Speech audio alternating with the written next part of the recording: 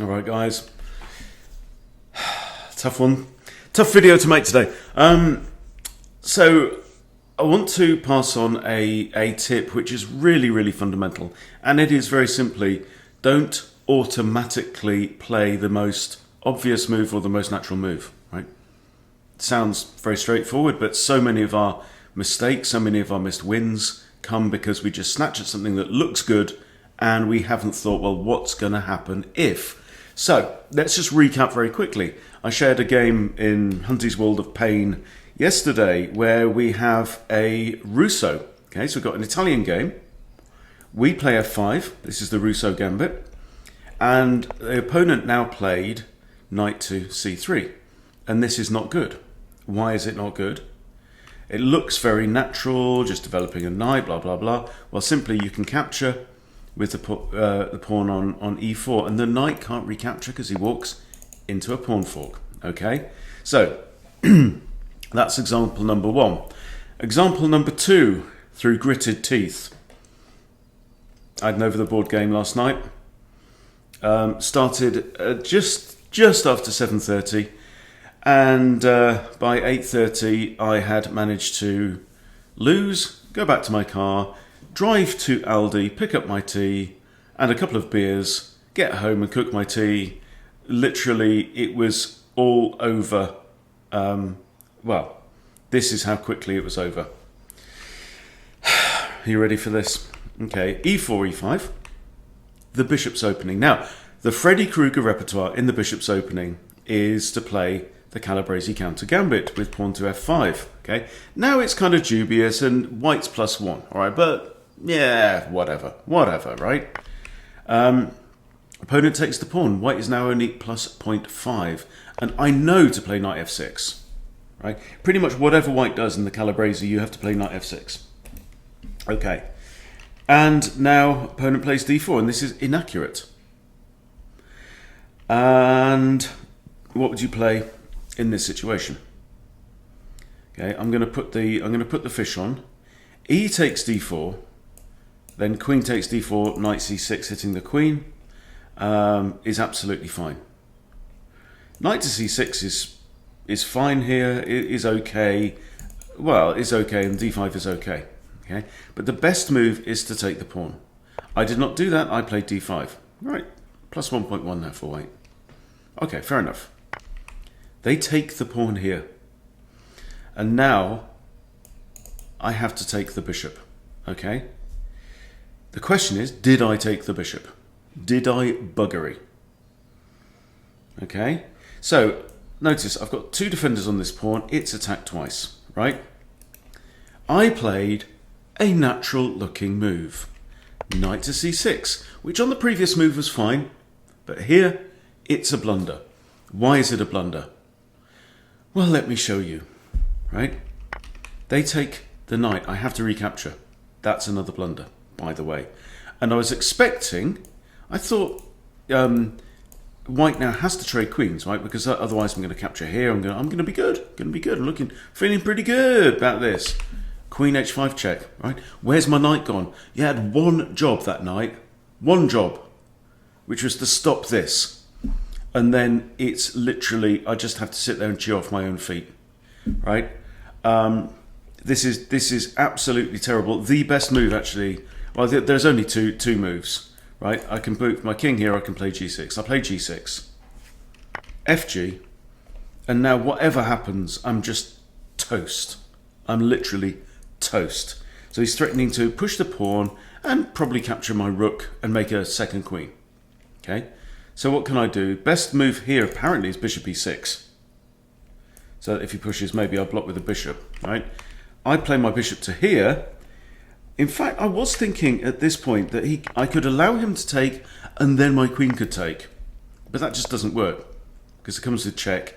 I have to move my king or whatever. King d8 is the best, and then he's literally got two queens. But even then, actually, bishop g5 is even worse. It's absolutely vile and disgusting. So I figured out I couldn't do that, so I moved my bishop here. He captures here with check. I have to move my king here. Takes, king takes, bishop in. Whatever happens, it's curtains.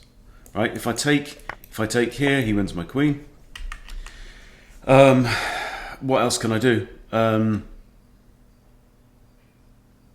King f6 is the only other move, and he skewers my king and wins my queen. So, 15 minutes played, barely touched my pint, and I had to shake his hand and piss off home. And then there you go. I mean, it's all down to this. This looks just. This is normal. This is a normal situation, right? And clearly, I need to study my Calabrese counter gambit more. We know this, okay? But from this position, okay, we've got tension, right? We've got tension. Yeah. All I had to do was do this. D takes c4. Okay. And if he finds queen e2, anything else is absolutely fine. Queen takes, king takes, pawn takes here. We're absolutely dead even, right? And, excuses. I was tired, blah, blah, blah. I was playing for the B team as well, on board 4 out of 6 as well. So, my opponent was good, but my opponent played that game with 1850 accuracy. 1850 kind of guessed the ELO. And you don't want to know what chess.com said that I played it at. Anyway, on a lighter note, here's a couple more examples of when not to play the obvious move. Now, here we are, let's say we've got the white pieces, right?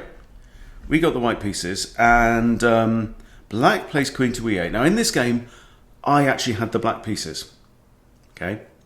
Now, treat this as a puzzle. What would you play as white?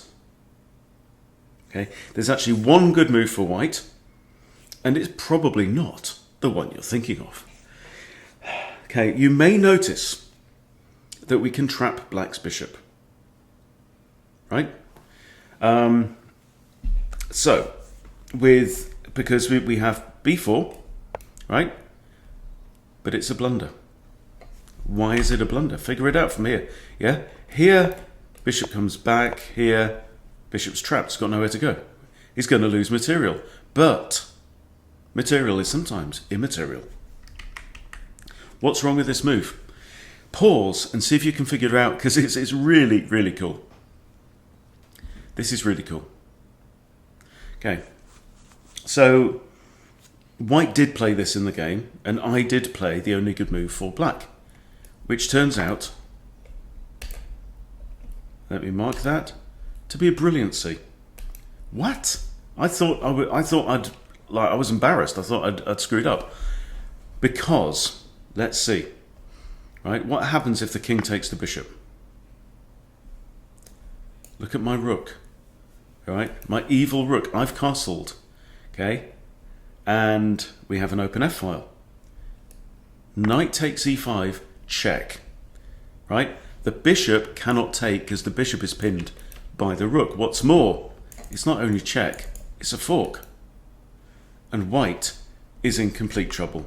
Right, so actually, the king cannot take the pawn, so the king has to go somewhere else, and then we can probably take the knight, and the king's lost castling rights, and black is significantly better. How cool is that? Okay, so that's in one of my studies, and here's another one. I mean, the things you can learn from analysing your games, guys, mind-blowing. Mind-blowing. I've forgotten all about that over the board game now, because this is just so sexy, right? e4, e5, knight c3, d6, right? So they've played this quiet d6, and then this knight is still at home. I played my bishop out to here, okay? They bring out their knight. I push f4, right? They take, I develop my knight, okay? Something like that, yeah. And then their knight comes to here. So, in this position, yeah, so their knight comes here attacking my bishop. I've just dropped my bishop back. That's what's happened, right? In this position, they play bishop to g4. Now, put on your brilliant hat, put on your most brilliant mind, right? Find the best move for white. And in fact, I'm going to sneakily, okay, at my, okay, across the entire rating range and every time control. Let's do that. All right, 402 times. White has found the best move with an 87% win rate. Okay. So that is percentage-wise 18% of the time. It's about 1 in 6. Okay. Please pause and figure this out. This is absolutely gorgeous. Right. So the move is knight takes knight, and you go, oh no, my queen, right? But let's see what happens if they take your queen.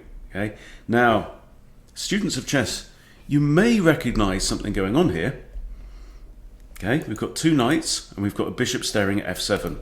Let me show you what happens. You take here. This knight in here, right? Black has foregone the opportunity to capture the knight that's just infiltrated to e5 and instead grabbed our queen, okay? And the king only now has 1 square, has to come here, and in comes the other knight, the Vienna knight, and closes the net, and it's checkity, checkity, checkity, boom, mate, right?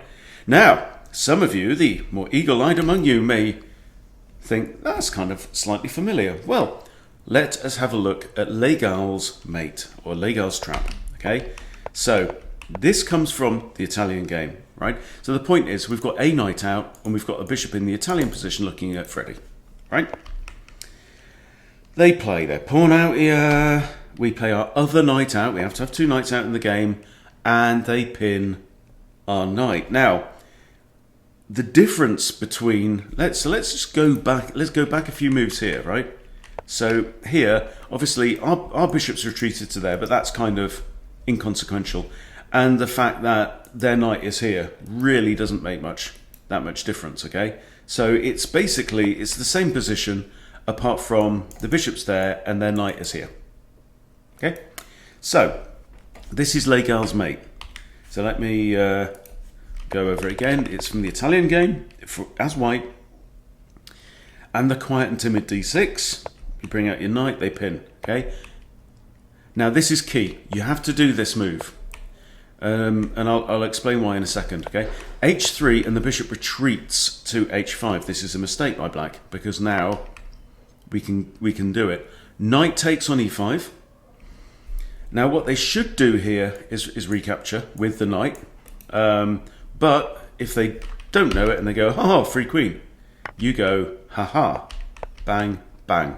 It's the same mating net at the end, right? Cool thing. Now, you might be asking, well, why can't we just immediately do this? Well, the point is that, yeah, if they do this, you've still got the same issue, right? Then they get mated. But when the bishop comes out, if you immediately do this, then their best move is actually knight takes here. And the knight defends the bishop, so you can't take, right? So there you go. So that's Legal's mate.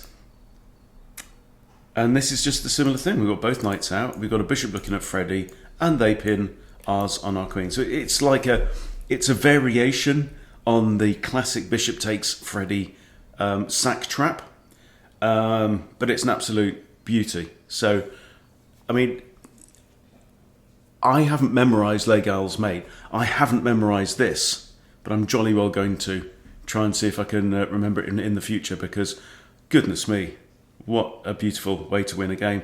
And here's the point, it looks so natural. It looks so natural to pin the knight, yeah? But it can come back and bite you in the arse, which is exactly how I'm feeling this morning. So, you know, it's a game, but the great thing is, even when you completely get your arse handed to you, you can use it as a learning experience. I'm going to go back and I'm going to revise my Calabrese counter gambit theory, because interestingly enough, although my opponent is a good player and my opponent plays the bishop's opening, e4, e5, bishop bishop c4, right, as white, he'd never seen it. He did not know the Calabrese counter gambit. He didn't know the name of the Calabrese counter gambit, but he played solidly, right, and he won in 10 moves. So there you go. Tough lessons, but that's chess. So There you go. Thanks for watching, everyone. See you very soon.